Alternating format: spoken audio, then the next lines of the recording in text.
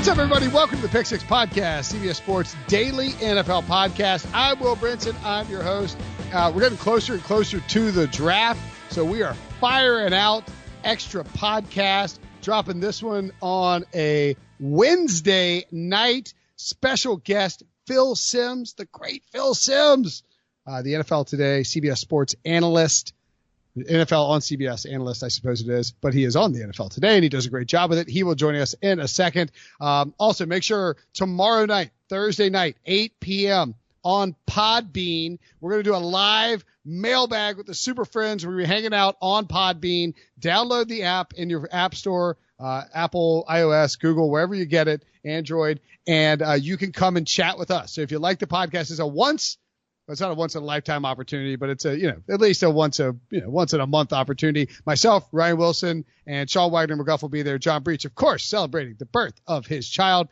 Probably not joining us, but who knows? Maybe he'll be from the hospital with some free time. We'll see. We'll get him on the Podbean app too. Also in the feed, we have rankings from Danny Cannell quarterbacks, Josh Edwards running backs, Ryan Wilson wide receivers coming up on Friday, or Wilson will be on Thursday, coming up on Friday, Pete Prisco, tight end and offensive lineman. You can check out our show on CBS Sports HQ, 4 to 5 p.m. Eastern every single weekday. And I would be remiss if I didn't point out that Tom Brady did an interview with Howard Stern. You can stream that entire interview. It's like 2.5 hours. It's a really fascinating interview. Phil and I sort of touch on it in the upcoming interview, or the upcoming podcast. But it was crazy. And we'll go on it more on the CBS Sports HQ show and probably in our Super Friends draft. But Brady basically admitted that he knew his time was up in New England. He was steadfast, and Howard did a great job pressing him on this. He was steadfast that he loves Bill Belichick, that he's rooting for the Patriots, that there's no ill will, and that he asked if, is it Brady, is it Belichick, which one is it? He said it wasn't either. They also talked about some personal stuff. I'm not going to dive into that. You can Google it yourself, involving his home life, if you know what I mean, and as Howard Stern just want to do. But make sure you go check out. You got a free trial. SiriusXM is free right now through May 15th, so you can go stream that for free at your own leisure. In the meantime, let's go talk to Phil Simms. All right, Phil, thanks for joining the show. Always a pleasure to talk to you. I am curious. We're not going to dive into the specifics of the interview per se, but Tom Brady has sort of owned this offseason. He is now with the Buccaneers.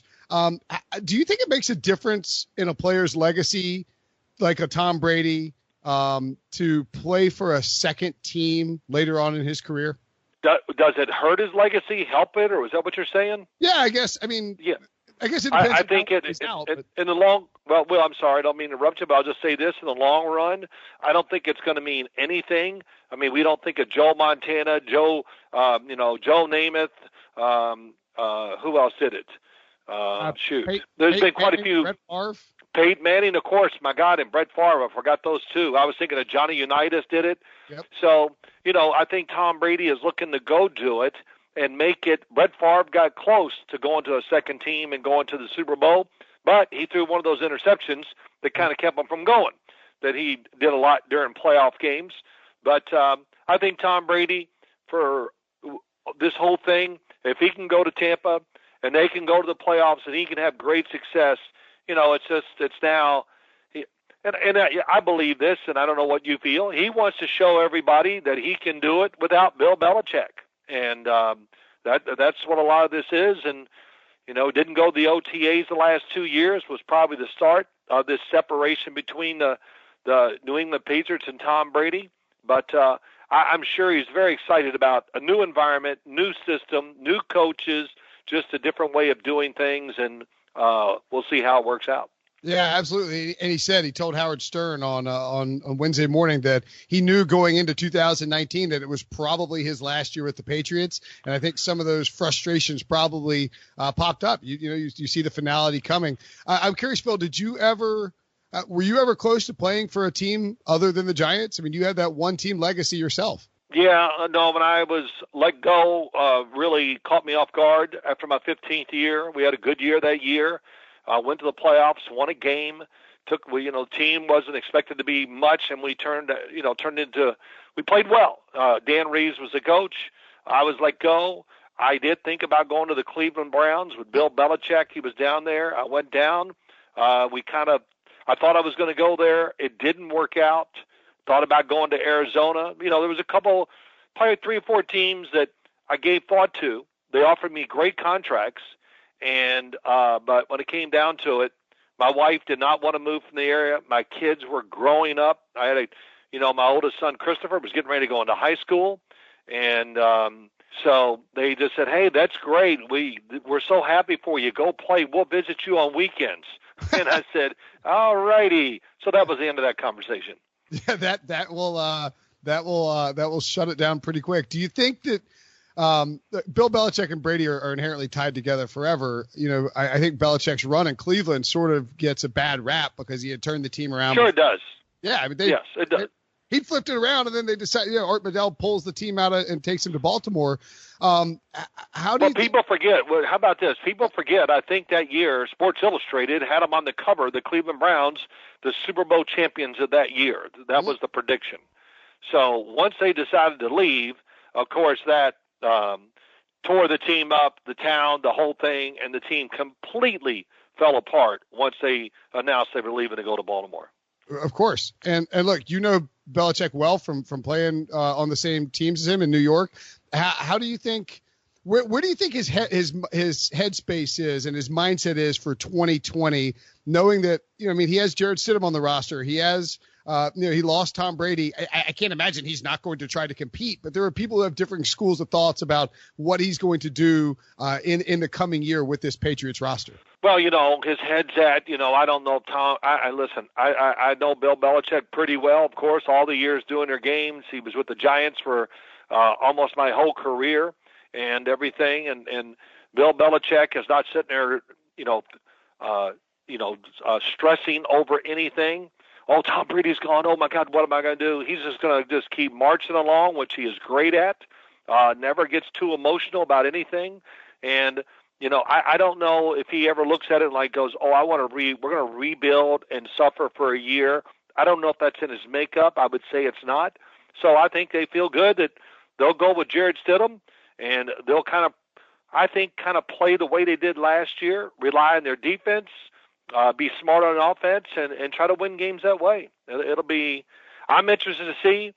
I think it's exciting that Tom Brady has left the New England Patriots and gone down to Tampa Bay, and it was a great match for him going down there. It's a really good fit for him and the team, but it's exciting. Just a lot to talk about, to see and hear all the discussion. Oh, who was it? Was it Tom Brady that won all the Super Bowls, or is it Bill Belichick? Well, first off, it's a stupid discussion, but it'll be talked about constantly all through the year, and we'll be part of it, and then we'll have to listen to it too.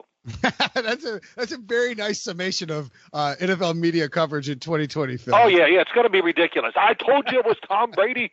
I knew it was Bill Belichick, and I'm like, oh, my God, please. Just everybody. I don't even want to get into it. I'll wait till the season starts, and then I'll save it for then, and we'll go on, because there's just too much to talk about. Hey, pro football. Here comes the draft. Look at all these. There's some young kids that are pretty good quarterbacks. Their career is really going to be dependent on this. What team they go to, how's the organization, what's the design of the offense, and who's around him. That is going to be – their talent is one thing, but they have to have the right spot and place and all that to show their talent and be the person that they can be. And most of the time, well, it doesn't work out. We see tons of really outstanding quarterbacks that never get a chance to win a Super Bowl because they play for terrible organizations and bad football teams. So we'll see how this works out. Okay, I have a follow-up question about that same topic, but I want to point out that you and Tom Brady are on the same wavelength. He was asked by Howard Stern if he was mad about Bill Belichick, about who got the credit, and he said, I think it's a pretty S-word argument. I can't do his job. He can't do mine. Can I be successful without him? The same level of success? I don't believe I would have been, but I feel the same vice versa. So, same wavelength. Like it is well, about. That's a great answer. It really is a good answer. They were a great pair. It worked out for both. Bill Belichick bailed him out, and Tom Brady bailed Bill Belichick out a few times too. So, look, Think of the Super Bowls they've won. Think of so many things. Think of the tuck rule.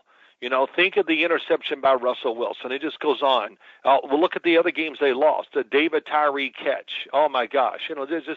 It's amazing. The kick out of bounds by the Carolina Panthers that gave the Patriots good field position to go down and kick the game-winning field goal. I mean, it's amazing what little things and turn of events change careers and everything that we think about. And to be a Super Bowl champion, you need to be really good. You need and this and that, and you need some breaks too. There's no question. During the season and the playoffs, you need a break or two sometimes to show everybody that you were the best team in the NFL. Absolutely, and the Patriots didn't catch every break. One of the teams actually the only team that took them down twice, the New York Giants, caught some breaks in their run. I think it's interesting to compare, and you talk about young quarterbacks going to smart organizations. I'm just curious what you think, because we had Eli Manning, who came in and got 11 years of Tom Coughlin. They win 2 Super Bowls together. And I know Tom was on the hot seat a lot, but they had that consistency throughout Eli Manning's career. It wasn't there in the end. He had, McAdoo and Shermer. Do you worry a little bit that this organization has maybe gotten a little inconsistent with the development of a guy like Daniel Jones? Well, no. I thought the development of Daniel Jones last year was very good. As a person that follows the sport and, of course, watch quarterbacks, I think he lived up to everything you'd want out of the 6th pick of the draft.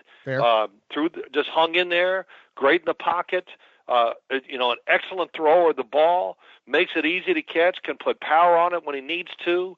He's daring throwing the football. Yes, oh my God, everybody, he fumbled. That's all you hear. Oh my God, all the good things, but let's talk about the fumbles. Well, we can do this about everybody. He was a rookie on a team that we knew was not very good, and he lived up to everything. So he gives them hope. Now, as we talked about earlier, now the challenge is, can the Giants build a team good enough around him to let him really show all of his skills, which we didn't get to see them all, and then hopefully we'll see one day he'll have a chance to have great success because the organization, the coaches, and all that give Daniel Jones even a greater chance to show off the talent he has. Yeah, I guess the one thing that concerns me is that I feel like, you bring in Joe Judge. I think Joe Judge could be a great coach. I don't know a lot about Joe Judge to tell you whether or not he'll be great. I don't think anybody. Well, of course we don't know. No. Yeah, nobody does. Nobody knows how a coach is going to be when they're a head coach because there's no training for it. It's like being a parent. You can't guess how you'll be as a parent until it actually happens. It's a whole different set of responsibilities. But I guess there's this impetus from up top that Dave Gettleman needs to win this year or else they're going to make a change. And I just tend to feel like organizations that are swapping in pieces left and right with a coach and a GM and all that stuff can sort of get themselves in trouble by not staying patient. But it's a difficult path to walk because you want to have the right guys in place, but you also want to have some consistency. Well, yes, of course, you want consistency. That's a great thing, and we see that with all the teams that win. But you got to get it together, and you see, hey, if it's not working, you got to change, and you keep changing until it starts to work, and all of a sudden, we got consistency. So Dave Gettleman, he's under pressure because some of the things he's done and has not worked out. They had chances to draft Saquon Barkley. Of course, that worked out, but the O-line that they promised they would fix has really not been fixed the way they wanted. I still think they've done a really good job this offseason getting ready for, getting the offensive line better. I think they'll probably draft somebody. But when you think of the Giants, where's the star power? Who's the playmakers? We got Daniel Jones, Saquon Barkley. That's great. Who's going to sack the quarterback? Basically, is right now we don't have that guy. And can they cover well enough? So those are the Giants are a team that it's not going to happen this year. They're not going to turn into a 12-4 team and look out. They're looking to build, to be better, to win more games, and really have everybody think that, man, they got a lot of players that are going to get better and they can keep adding to it. And they're not in that position yet, but I think they have a chance to this year. That's why it's such a big year for Dave Gettleman. For sure. To circle back to Tom Brady, I think something you mentioned about quarterbacks and the fit in organizations as young players, I could not agree with more. I also think that a lot of times you see a schematic fit with a player later on in their career, for instance, Carson Palmer and Bruce Arians, that just sort of unlocks the best skill set that quarterback has. The marriage of and I like Frank Reich and Phillip Rivers, I think is gonna actually elevate Phillip Rivers' game this year. I am curious though, do you think that Brady and Bruce Arians is a compatible fit? As in, well, sure. Bruce Arians is smart enough to change his system from a 7-step drop, no risk it, no biscuit, into something that fits what Tom Brady's skill set is, right? Well, I don't know about that. I mean, they're going to keep their 7-step drops in there. So that's going to do it. It just might be more from the shotgun with Tom Brady. Okay. And, so they're going to put in all the little things that he likes, some of the cute plays, screens, picks, stuff like that, which they were really great at, and some of maybe the quick play action throws over the middle, which they're really good at. But, by and large, they're going to do certain things. But Tom Brady, it can be the exact same offense, we'll go, oh, look at the changes they're making. No, the difference will be that Tom Brady will make a different decision than Jameis Winston did. He'll throw it to the short guy instead of trying to hammer in the 20-yard throw or whatever. So I think Bruce Arians is going to have to make some adjustments himself in that category. In other words, hey, Tom Brady's going to check it down. He's not going to stand there and take a beating. He's not Jameis Winston, where Jameis Winston was a very mobile quarterback, which people don't understand. He moved around a lot, got out of trouble, and, hey, made a lot of great plays. But the problem was he lost the football about 2 to 3 times a game. It usually ended up in trouble, and that's why he's not the starting quarterback anymore. So they can run the same system, but Tom Brady will make it look different because they'll get rid of football quicker, maybe be better in the pocket, and just really the biggest thing, be a more accurate thrower than Jameis was at times. So in other words, what it might be is more of like Bruce adjusting his play calling to what Tom Brady's decisions are, and then maybe dialing up these deeper passes at particular times that might be counterintuitive to what he's done before? Well, no. What I'm saying is they'll call the same plays, but, they don't send everybody. Everybody doesn't run deep down the field on every play. 4 or 9 routes or anything. There's no. So he's going to, if he doesn't like it, if he feels pressure, he'll throw it to the running back in the flat, and they'll gain 3 yards, and they'll wait for the next play. Instead of taking the, 50-50 chance it's going to be caught or intercepted that they've kind of done in the past. So, listen, Tom Brady, the one thing we know, and smartly, and should be done by every quarterback in the league, avoid every hit that's possible. It really is. If you think you're going to get sacked, just fall down. And, instead of standing there and taking it and, all that stuff like we used to do because we were dumb. We did. If I would love to come back and redo my career and play a different way, hey, I think I'm going to get sacked. Let me go down. Let me get rid of the ball, wait for the next down instead of trying to hang in there and throw a 20-yard in cut as I'm getting smashed by Joe Klecko or Mark Gastineau or Reggie White, which was just part of the culture back then. It's changed, and Tom Brady is, that's why he's played so long. He is not going to take hits and stuff like that, which is right. Hey, I think he led the league in throwaways last year, and he's going to do a lot of those same things down in Tampa. So it's a great mix. I think it's good for Bruce Arians because he's going to learn to accept certain things. I mean, I can tell great stories. I'm not going to waste all the time about what he says to quarterbacks sometimes, but he's going to accept what Tom Brady is and who he is, and I think it's going to end up being a really good relationship personally and a good relationship on the field. Hey, Phil Simms telling Bruce Arians stories is way more entertaining than whatever is coming out of Will Brinson's mouth. I can promise you that. I do want to touch though on, if you want to tell one, you can by all means tell one. I won't. Well, one time he had a quarterback. I won't name his name. The quarterback's in the pocket. Boom. It's whatever. It's second down. It's long yardage. And the quarterback takes off and runs runs out of bounds and gets a first down. He's all excited. They call a timeout or whatever. He comes to the sideline, and Bruce Arians goes, "What are you doing? What are you?" I'll clean up the words. "What are you, chicken? You can't stand in there. The guy was open if you'd have just waited and taken the hit. But no, you're." And he just went on, and it was a few curse words in there. And the quarterback's like going, "Oh my God." It's just like he ran for a beautiful first down, and he's just destroying him for not hanging in there and throwing the 20-yard in cut. And so that's kind of how Bruce goes, and that's kind of the way he talks to his quarterback sometimes. But hey, even at his age, whatever, I'm sure he's willing to change, because why? He'll do whatever it takes to win, and Tom Brady's going to give him a greater chance to win. And it's a good football team. Yep. Let's don't. I'm not going to say if they go 11-5, I'm not going to go, oh, I can't believe it. I mean, look what they did last year. How many games they blew. I mean, literally just gave away. So this team is right there. They just got to get that finishing touch on it, and that's why they went and got Tom Brady, hoping he's the guy that gives them that little extra polish to make it work. Well, they want to win a Super Bowl with Tom Brady, and we mentioned, this is a time it's a very bizarre time in America's history and the world's history, and because there's no sports, people are taking deep dives into classic sporting events. So I would be curious to get to discuss your just a little bit for a minute. Super Bowl 21, you guys won 39-20 over the Denver Broncos, and your would be later on Dan Reeves. You were the MVP.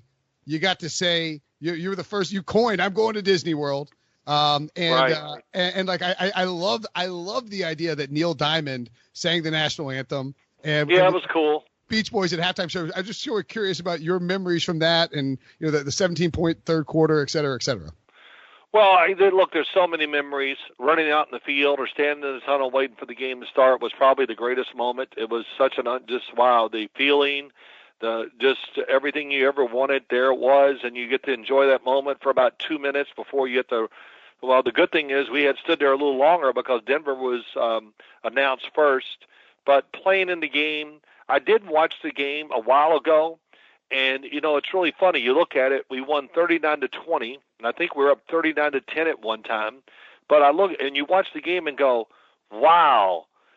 The game could have turned around so easy and been so different. They missed 2 short field goals. They didn't score from the 1-yard line with 3 runs or whatever, all these things. And we went for it on 4th down, the first series of the third quarter. We were losing 10-9. Who knows what happens if we don't make it? So there's so many, and you don't realize that you just play the game. Right. And I never really thought of it myself. And then when I watched the replay, I went, man, this really could have been different. It just shows you just that moment or two in a game where everything can change, how you have to manage the game, emotions that go on each side, and confidence and all that stuff. Once you start making plays, confidence just goes up, and really you just get better. And it was one of those times, once we started rolling, we had great players, and like a lot of things in sports, once you get it going one way, it's hard for the other team to stop it, and Denver had a hard time stopping it once we got going. All right, so you knew ahead of time that if you won the Super Bowl MVP that you would be saying, I'm going to Disney World. You did know that, right? Like you guys had. Yes, I did. I agreed to it on a Friday night that I would do it. I was not going to do it.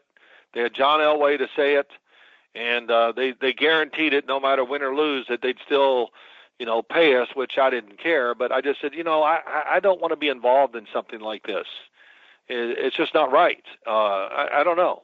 So it took me, they were bugging me all week. My agent was just going, come on. And then finally I said, okay, I'll do it, And, of course, I'm glad I did it, and to be the first one, and to do it as I was doing it, I was going, this is crazy. We just won the Super Bowl, and I'm walking across the field going, I'm going to Disney World. And but it makes for good conversation sometimes. It's cool to be the first at something, so I guess I could say I was the first one to do something, and that was it. You guys were also the first team to pull off the Gatorade shower on Parcells, and I think you got doused with an ice bucket too. Yeah, I did. Deservingly so. I think the quote was because you were so hot, like 20 and 25 or whatever it was. What was it? Was that pre-planned, the Gatorade stuff, or was that something that just sort of came out naturally? Well, for me in that game, that wasn't nothing's pre-planned. I mean, the lineman dumped it on me, right? So that was cool. But you're in such a different state of mind, and whatever you do, and you just kind of like I don't know. It's pretty interesting. You're not standing there going, "Oh my gosh, we won the Super Bowl." You just kind of like. It's really amazing. In the game, you just play. And I remember I never was worried about winning or losing. I was just playing. And that's when you do your best. Just do it. Don't think about outcomes. Don't think about what you've done. And when you can do that, this is when athletes play their best. But the Gatorade shower on Bill, I really kind of believe, I have many thoughts about how it started. Was it because we were celebrating, or was Bill like you really mean that week and they just dumped it on him to say, you were just over the top, so this is what we're doing to you? And Bill Parcells was very, what do you want to call it? What's the word for it? Intense? No, but once something happened once, and we won the game and doused him with the Gatorade. Well, now superstitious. What's that? Superstitious. Superstitious. There you go. That's the word I was looking for. See, he's very superstitious.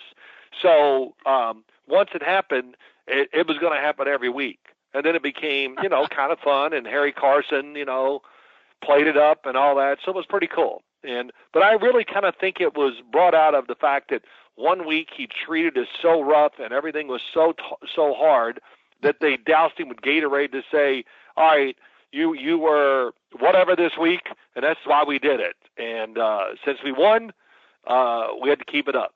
So, and he did that with a lot of things during the year.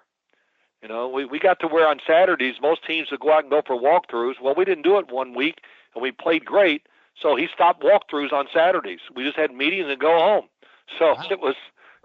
Bill was funny that way, but you know what? It's just one little thing that everybody buys into. You have a little fun with it, and if you think it's helping you or it's one of the reasons why you're winning, then you keep doing it. Do you think he was aware of what clothes he was wearing for the Super Bowl then? Because there's a theory about Belichick that he when he wears a certain hoodie or a certain cutoff, the Patriots do well in the Super Bowl versus when he wears the red hoodie, they don't win, etc. Yeah, well, I don't know. No, Bill just wore whatever. I don't think he remember him changing clothes. He wore a sweater that day. That's all I remember. It was really hot, and he had a sweater on. So maybe he did. Maybe he was thinking that he needed that for good luck. Because who wears a sweater? I don't know. I really don't know. But I don't remember him being superstitious about what he wore. So that I can't answer. All right, Phil Simms, one of the all-time greats. I appreciate you sharing the memories. Of course, watch Phil on the NFL Today. You guys do great work. Excited for the 2020 season. Phil, thank you so much for your time, man.